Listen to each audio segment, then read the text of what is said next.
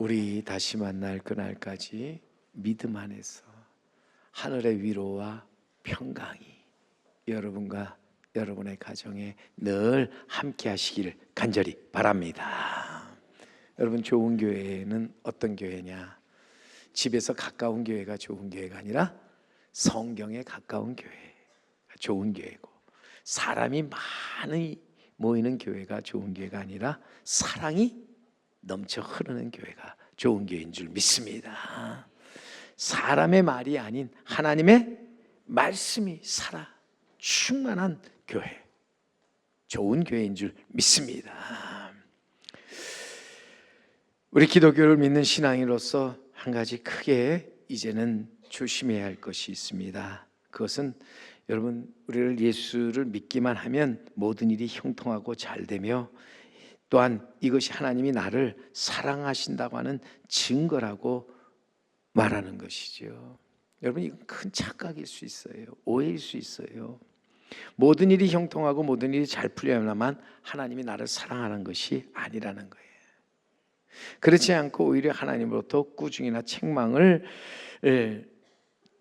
들을 때에 그것을 통해서 여러분, 정말 내가 하나님의 사랑을 깨닫는 자가 진정한 그리스도인으로서 우리는 이 땅에 살면서 하나님의 책망이나 꾸중을 들을 때, 또 징계를 받을 때 하나님이 나를 미워하신다는 생각을 아예 하지 말아야 한다는 거예요. 내 뜻대로 모든 것이 잘 풀려나가면 하나님의 응답이고, 조금이라도 이제는 막히고 그래서 힘들게 되면 하나님의 이것은 외면이라고 생각하는데, 이것은 인간의 어리석은 흑백 논리로서 착각이에요. 하나님은 내가 어떤 상황이 있든지 나를 사랑하신다 하는 거죠. 내가 어떤 지경에 처해 있든지 하나님은 나를 사랑하시고, 또 나를 이제는 아끼시는 하나님. 그러기에 칭찬만 아니라 책망도 사랑이고, 때로는 징계와 책찍도 하나님의 큰 사랑이라는 것을 우리는 알아야 합니다. 어느 흉악한 살인범이 살인 강도의 죄를 짓고 결국 판사로부터 사형을 언도받게 되었습니다. 마지막 아들을 면회간 어머니는 아들을 보고 크게 울며 통곡을 합니다. 그러자 아들은 어머니를 보고 이제는 흥분하면서, 오늘 당신의 아들을 이렇게 만든 것이 당신인데 무엇이 슬프다고 우는 겁니까? 당신은 울 자격도 없는 어머니라고 막 대드는 것이죠. 그는 자기가 이렇게 된 것이 다 어머니의 탓이라고 원망하고 불평을 합니다. 이유인즉 그 아들이 어렸을 때 그는 함께 놀던 부자 친구의 장난감을 몰래 훔쳐와서 어머니께 보여드린 거죠.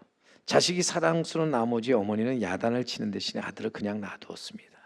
그 다음에는 마을 구멍가게에서 그가 물건을 훔치다가 걸렸는데, 어머니는 오히려 아들 편에 서서 아이가 그럴 수 있지 않느냐고, 그러면서 내가 그 물건값 갚아주면 되지 않느냐고 오히려 가게 주인을 나무라는 것을 보았습니다.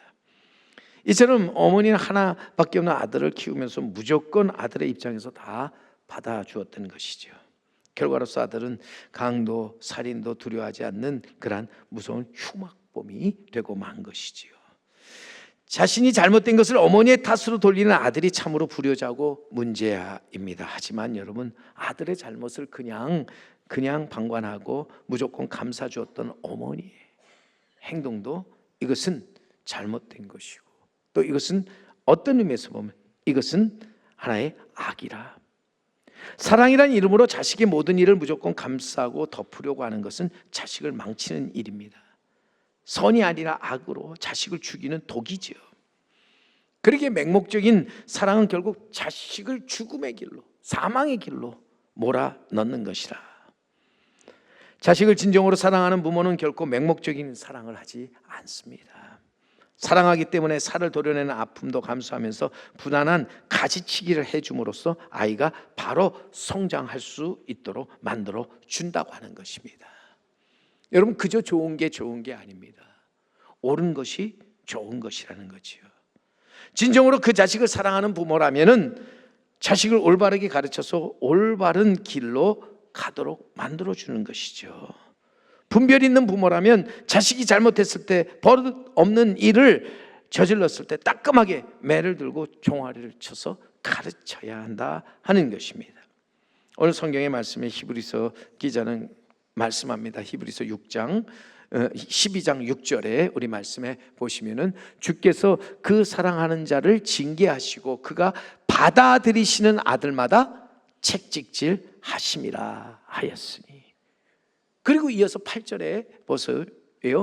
8절에 징계는 다 받는 것이거늘 너희에게 없으면 사생자요 친아들이 아니니라 말씀합니다. 분명히 여기서 징계는 누구나 다 받는 것이다. 우리가 살면서 징계가 없다면 하나님이 사랑하시는 아들이 아니다, 하나님의 친아들이 아니다라는 거예요. 그러기에 하나님의 징계가 있다는 것은 내가 하나님의 사생자의 버린 자식이 아니라 친아들이 됨의 확실한 증거로서 하나님은 그가 사랑하는 자를 징계하시고 받아들이는 그 아들마다 책찍질하신다 하는 것이죠. 여러분, 그래서 구약의 지혜서인 잠언에 보면 지혜자는 이렇게 말하죠. 잠언 3장 12절에 대저 여호와께서 그 사랑하시는 자를 징계하시기를 마치 아비가 그 기뻐하는 아들을 징계함같이 하시느니라. 하나님은 그가 사랑하는 아들, 기뻐하는 아들을 징계하신다. 마치 아버지가 그 아들을 징계함같이 하신다 하는 거지요. 근데 여러분, 오늘 주신 말씀에 아들이란 말이 이렇게 여러분 모두 7번이나 반복돼서 나옵니다. 근데 헬라어로 아들을 휘오스라고 합니다. 근데 이 휘오스라는 말은 어린아이의 티를 벗어나 웬만큼 자란 성숙한 자녀를 말할 때 휘오스라. 부모의 깊은 뜻을 충분히 이해할 만큼 성장하고 성숙한 자녀로서 철이 든 자녀를 말하지요. 하나님 아버지로부터 징계를 받는 것은 아들이 그만큼 성장하고 성숙했다는 겁니다. 하나님은 아무것도 모르는 갓난 아기를 징계하지 않는다는 거예요. 그것은 저들이 징계를 받아도 전혀 알지 못하기 때문에, 거기서 아무것도 깨닫는 것이 없기 때문이라는 거예요. 하지만 어느 정도 자라고 성숙하였을 때 주께서 그 사랑하는 자를 징계하시고 또한 책찍질 하신다 하는 것이죠. 저는 그래서 하나님의 징계는 한마디로 하나님의 그 자녀들에게 대해서 무관심하지 아니하시고 사랑하신다고 하는 징표로서 그 자녀를 그냥 내버려 두지 않고 올바른 길로 인도하시기 위함이라고 하는 거지요.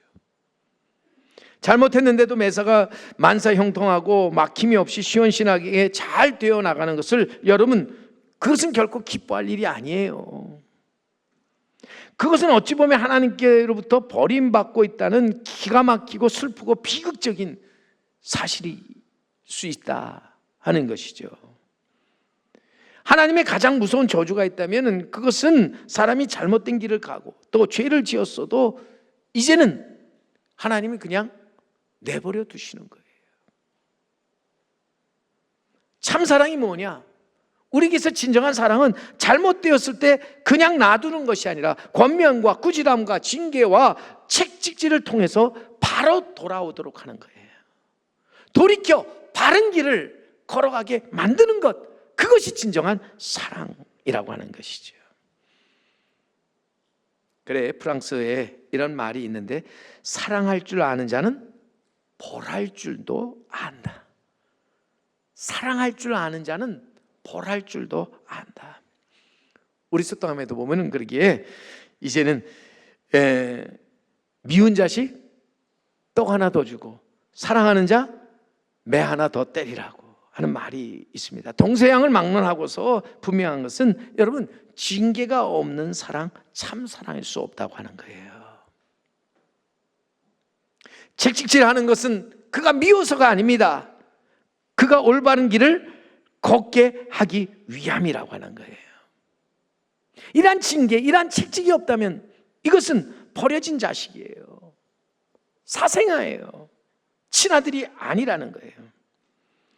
어려운 시험이 그리고 시련이 닥치고 힘겨운 일이 생기면 하나님이 나를 사랑하지 않는가 보다 생각하는 사람이 있는데, 참 어리석은 사람이죠. 하나님부터 징계를 받을 때 그것이 하나님이 자신을 버렸다고 생각하는 사람, 어찌 보면 참 믿음이 부족한 사람이라고 하는 거예요. 철없는 어린아이를 보세요. 부모님부터 어쩌다 책망이나 꾸중을 들으면 부모가 나를 미워하나 보다 생각하지요. 꾸중을 듣고 매를 맞을 때 그래서 견디지 못하고 집을 뛰쳐나가기도 합니다. 징계를 받을 때 우리는 그러기에 믿음으로 행하고 보는 것으로 행하지 말라는 거지요. 믿음으로 행한다고 하는 것은 그 징계와 그 꾸지람 또 그 책찍질에 담겨있는 그 뜻을 알라는 거예요. 그 마음을 알라는 거예요. 본래 여러분 징계라는 말 헬라어로 파이데이아라고 하는데 이 말은 훈련 또 교육하다는 단어에서 나온 말입니다.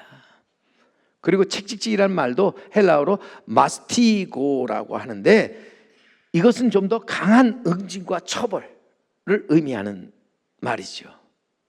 부모된 입장에서 자식이 잘못된 길을 가는 것을 보고 그냥 가만히 앉아 있는 것이 아니라 그것을 막기 위해서 가르치고 훈련하며 응징하는 것, 그래서 자녀들을 바른 길로 인도하는 것, 그것이 진정한 하나님의 징계요 하나님의 채찍질이라고 하는 것입니다. 그러기에 우리가 모든 징계와 또 채찍질 속에 어찌 보면 부모의 마음이 담겨 있다, 부모의 그 바라는 뜻이 있다는 거예요. 오늘도 여러분 이 징계와 채찍 앞에서 부모의 마음, 부모의 뜻을 깨달아 아는 사람이 지혜로운 사람이지요. 성숙한 자입니다. 철이 든 자녀입니다. 분명한 것은 우리가 징계와 채찍질이 그를 죽이려는 것이 아니라 살리려는 것이잖아요. 그를 미워하기 때문이 아니라 그를 사랑하기 때문이 하는 거예요. 그 자녀들을 유익하게 하며 더 나아가서 거룩하게 하기 위해서 이제는 징계와 채찍질을 한다. 그래서 오늘 보면 10절 말씀을 여러분 기억하세요. 10절 말씀에 보면은 우리 10절에 그들은 잠시 자기의 뜻대로 우리를 징계하였거니와 오직 하나님은 우리의 유익을 위하여 그의 거룩하심에 참여하게 하시느니라. 우리 육신의 부모 때때로 이제는 사랑한다 하면서 자기의 뜻이나 감정에 따라서 징계하고 꾸짖을 때가 있지요. 때때로 자기의 어떤 그 바라는 것들을 아들을 통해서 또 딸을 통해서 자녀를 통해서 취하려고 매질을 할 때가 있습니다. 그러나 분명히 보세요. 우리의 영적 부모가 되신 하나님, 그분은 결코 그렇지 않다. 오히려 우리의 유익을 위하여 그의 거룩하심에 참여하도록 하기 위해서 우리를 징계하시고 책찍질 하신다 하는 것입니다. 더 나아가서 우리를 사랑하시기에 거룩한 구원, 영생 그리고 천국에 이르게 하시고 징계하신다고 하는 것입니다. 오늘도 우리는 그러기에 살면서 우리 하나님의 징계의 참 목적을 바로 아는 자가 되어야 할 줄로 믿습니다. 우리는 하나님의 징계의 참 목적을 깨달아서 천국에서 의와 평강의 열매를 맺는 삶을 살아가는 우리 성도 여러분, 그리고 제3교회가 되어야 할 줄로 믿습니다. 오늘 11절 말씀을 그래서 다시 한번 보면 무릇 징계가 당시에는 즐거워 보이지 않고 슬퍼 보이나 후에 그로 말미암아 연단받은 자들은 의와 평강의 열매를 맺느니라. 아멘. 하나님의 징계가 당시에는 즐거워 보이지 않고 슬퍼 보입니다. 그러나 후에 그로 말미암아 연단을 받은 자, 그것을 이제는 받아 거기서 하나님의 뜻을 알고 하나님의 마음을 알아서 이제는 그 안에서 이제는 거룩함에 참여해서 나아가는 자, 의와 평강의 열매를 맺고 기쁨으로 그 단을 거두어들이게 된다 하는 것이죠. 분명히 하나님의 징계는 겉으로 볼 때는 부끄럽고 창피스러운 일이지만 그것은 하나님의 마음이 담긴 것이에요. 우리를 깨닫게 하고 우리를 훈련시키는 거예요. 우리의 유익을 위하여 그의 거룩하게 이제 거룩하심에 참여하게 하는 일이라 하는 것입니다. 우리가 우리의 유익을 위하여 그의 거룩하심에 참여해서 나아갈 때에 거기서 우리는 의와 평강의 열매를 맺게 된다 하는 것입니다. 그러기에 여러분, 당장은 우리에게 이 징계가 슬퍼 보일지 모릅니다. 하지만 그 깊은 곳에 하나님의 사랑이 있습니다. 하나님의 놀라운 뜻이 있습니다. 우리는 그렇게 이것을 믿음으로 받아들이는 자가 되어야 할 줄로 믿습니다. 그래서 믿음에 굳게 선 사람은 하나님의 징계를 받을 때에 결코 실망하거나 낭망하거나 원망하지 않습니다. 슬퍼하지도 않습니다. 절망하지도 않고 참고 견디면서 그 안에서 하나님의 뜻을 생각하면서 그것이 가져다 줄 유익함과 거룩함에서 이제는 하나님 기뻐하시는 의와 평강의 열매를 맺는 사람이라 하는 것입니다. 오늘도 이 세상에서 사실은 책망과 징계를 좋아하는 사람 없습니다. 하지만 여러분, 책망과 징계를 받을 때 그 가운데서 하나님의 뜻을 깨닫고 하나님께로 돌아오는 사람, 지혜롭고 성숙한 하나님의 자녀라고 하는 것이죠. 그는 진정 유익함과 거룩함 속에서 의와 평강의 열매를 맺을 뿐만 아니라 기쁨으로 그 열매를 거두어 드리게 되는 줄 믿습니다. 어느 날 갑자기 이제는 사업이 망해 정말 힘들고 어려운 때를 보내게 되죠. 하루아침에 직장을 잃어버리고 이제는 길을 걸어갑니다. 가정에 있어서 모든 것이 깨어지고 평화가 사라져 버립니다. 이런 일들 말로 표현하기 어려운 시련이고 고통이죠. 그런가 하면은 좀 몸이 이상해서 병원을 찾았는데 왜 이제 오셨냐고, 조금만 더 일찍 오셨으면은 좋았을 텐데, 살 수 있었는데 라고 하는 의사가 말할 때 하늘이 무너지는 것 같고 앞이 캄캄해지는 것을 이제는 봅니다. 왜 하나님은 우리를 이러한 궁지로 몰아넣는가? 왜 이러한 고난을 주시는가? 이것은 하나님께서 우리에게 연단을 통해서 더 나아가서 우리로 하여금 의와 평강의 열매를 맺게 하시기 위함이라고 하는 것이죠. 이를 통해서 하나님께서 또한 새로운 일을 펼치시기 위함이라고 하는 거예요. 어느 그리스도의 철학자의 고백입니다. 당신을 섬기라고 제게 건강을 주셨지만 저는 세상을 위하여 그것을 다 써버리고 말았습니다. 이제 당신은 저를 일깨워 주시려고 제게 병을 주셨습니다. 이제 깊이 생각하면서 참회의 기도를 드립니다. 그는 병을 얻고 난 후에 오히려 깨달음을 얻게 됩니다. 거기서 하나님을 찾고 하나님께로 돌아오게 되었다고 하는 것입니다. 때때로 사람은 징계를 받고 책찍에 맞음으로써 정신을 차리는 경우가 많이 있죠. 그러기에 하나님께서 주시는 징계와 책찍은 하나님께서 그 사랑하는 자녀를 고치고 치유하며 저를 구원하여서 영생 천국에 이르게 하기 위함이라 하는 것입니다. 하나님의 그러기에 징계, 하나님께서 그 책찍질하는 데는 목적이 있다 하는 것이죠. 이사야 선지자는 그래서 외칩니다. 이사야 53장 5절에 그가 찔림은 우리의 허물 때문이요 그가 상함은 우리의 죄악 때문이라. 그가 징계를 받음으로 우리는 평화를 누리고 그가 책찍에 맞음으로 우리는 나음을 받았도다. 보세요. 우리의 허물과 우리의 죄악으로 하나님은 그의 사랑한 아들을 세상에 보내셔서 징계받게 하셨어요. 책찍을 맞게 하셨다는 거예요. 하나님께서 이제는 그 아들에게 책찍질하고 그 아들을 징계하시는 그 목적, 놀랍게도 우리가 죄에서 자유함을 얻고 치유함을 받으며 또한 하나님께로 돌아가서 평화를 누리게 하기 위함이라고 하는 것이죠. 분명히 여러분, 하나님의 징계와 하나님의 책찍질에는 목적이 있습니다. 그것은 또한 어떤 면에서 보면 하나님의 은혜로서 우리는 하나님은 그 징계를 통해서 그 사랑하는 자들을 그의 자녀로 합당하게 만들어 가신다 하는 것입니다. 오늘도 하나님께서는 우리를 유익하게 하사 거룩하고 사랑받는 자녀답게 우리를 만들어 가신다고 하는 거예요. 그런 점에서 여러분, 하나님의 징계, 하나님의 그 책찍질은 하나님의 은혜로서, 이 놀라운 은혜를 우리 종교개혁자 칼빈은 뭐라고 말했냐면 불가항력적인 은혜라고, 불가항력적인 은혜라고 이렇게 표현했습니다. 하나님의 징계는 하나님의 은혜입니다.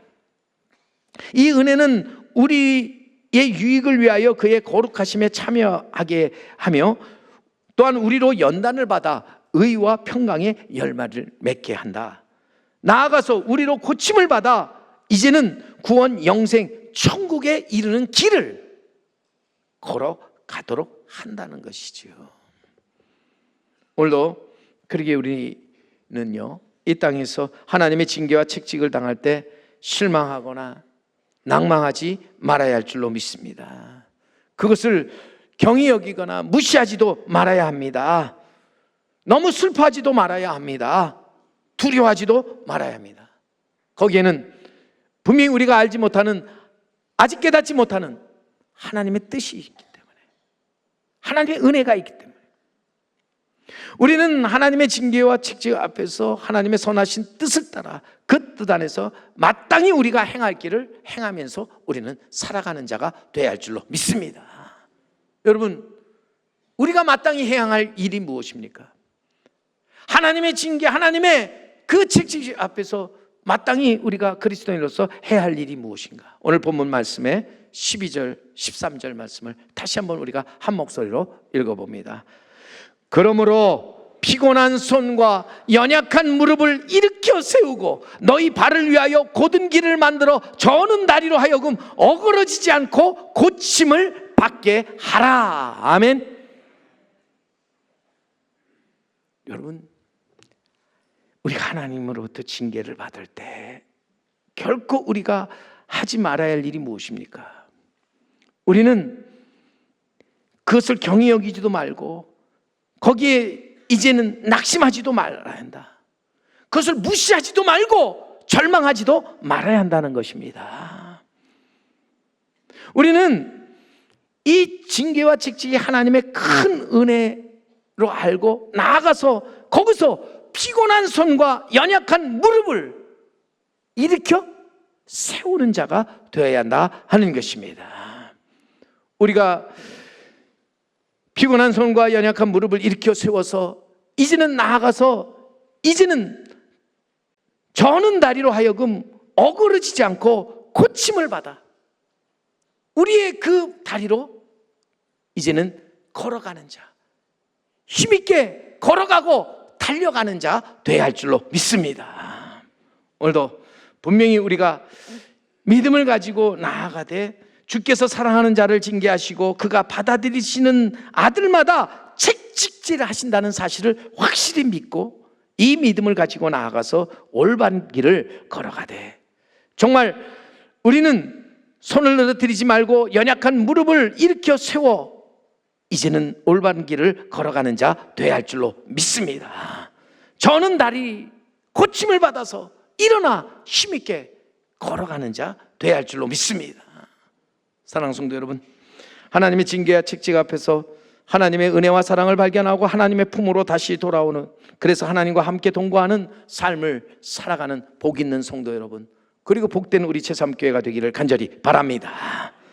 그리하여 하나님의 징계와 책찍이 나의 유익이 되어 그의 거룩하심에 참여할 뿐만 아니라 그로 연단을 받아 우리는 의와 평강의 열매를 맺으며 나아가서 또한 우리는 거기서 고침과 치유함을 받아 이제는 바른 길을 일어나 걸어감으로써 구원, 영생, 천국에 이르는 우리 모두가 되기를 주님의 이름으로 간절히 축원합니다.